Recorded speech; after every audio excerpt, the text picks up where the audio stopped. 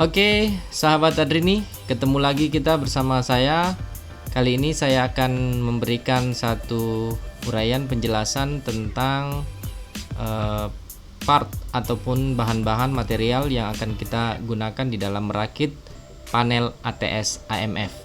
Yang pertama adalah Smart Module ATS AMF.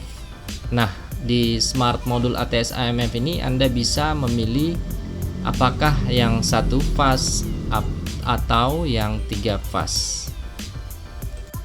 Smart Module ATS AMF ini nanti menjadi controller utama di panel yang akan kita bangun, dan dari sini semua akan terkontrol untuk bahan atau material komponen yang lain yang terhubung dengan Smart Module ini. Selanjutnya, yang kedua, kita akan menggunakan kontaktor sebagai bagian dari fungsi ATS yang akan berfungsi nanti mentransfer arus dari dua sumber, baik itu dari PLN maupun dari arus genset. Selain itu, yang selanjutnya adalah MCCB. Komponen ini atau bahan material ini kita akan gunakan sebagai proteksi pada jalur output guna untuk menjaga dan membatasi arus lebih pada beban jika terjadi kontak pendek atau short, sekaligus nanti bisa dijadikan pengaturan secara manual untuk memutuskan arus listrik menuju beban. Yang berikut adalah komponen yang juga tidak kalah pentingnya, yakni MCB. MCB ini yang merupakan MCB 2 pole akan kita gunakan pada jalur input, baik itu pada jalur input PLN maupun pada jalur input genset. Kali ini kita menggunakan MCB 2 pole untuk panel satu fase. Selanjutnya adalah komponen relay. Di sini relay akan berfungsi melanjutkan perintah controller untuk proses kontrol pada bagian genset maupun pada bagian output kontrol yang lain. Nah, relay ini berperan penting nanti pada sistem yang akan kita bangun. Nah, itu bagian penting ataupun komponen-komponen yang akan berperan di dalam sistem ATS AMF pada sebuah panel.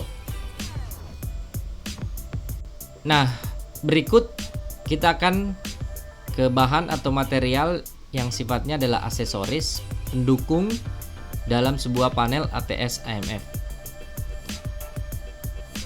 Yang berikut ini adalah emergency stop atau button yang akan dipakai sebagai tombol jika sistem mengalami error dan kita perlu melakukan proses stop kerja daripada sistem, baik pada AMF-nya maupun pada ATS-nya. Yang lain adalah komponen pilot lamp, di mana fungsinya nanti sebagai indikator, baik itu untuk melihat apakah arus genset ataupun PLN sedang on maupun nanti kondisinya sedang padam. Dari pilot lamp ini, si user akan bisa mengetahui kondisi dua sumber tersebut maupun kondisi arus sudah mengalir menuju beban. Berikutnya adalah kita akan menggunakan material yang namanya CT atau current transformer untuk mengukur arus listrik yang digunakan atau yang mengalir pada beban. Nanti dengan CT ini akan terhubung dengan bagian panel meter untuk ampere meter.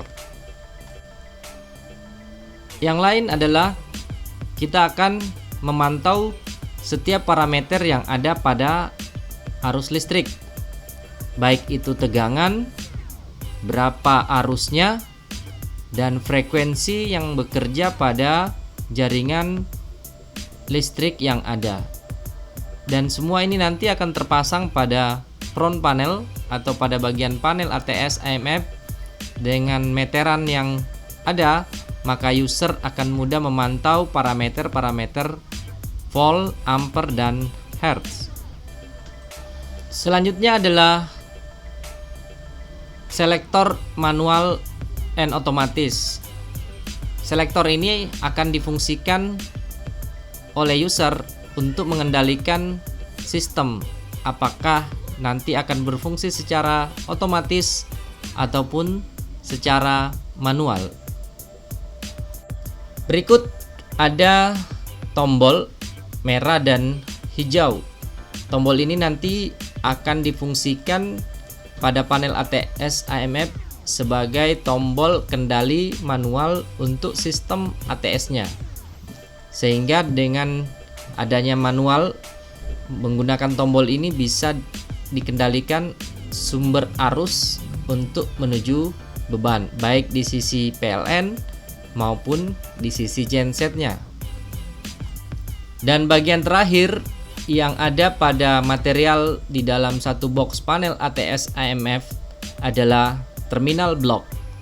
Terminal block ini fungsinya tentu akan dipakai sebagai jalur connecting, baik itu inputan ataupun output maupun jalur terminal kontrol menuju genset. Oke, demikianlah material, bahan ataupun komponen-komponen yang kita gunakan pada sebuah panel ATS AMF satu fase. Selanjutnya, untuk proses perakitan panel ATS AMF ini akan kita tampilkan di video selanjutnya. Jangan lupa like, comment, and subscribe di channel kami untuk terus memberikan yang terbaik buat teman-teman sahabat Adrini semua. Sampai jumpa di video tutorial ataupun penjelasan selanjutnya. Tetap di channel kami Adrini Smart Modul karya anak negeri.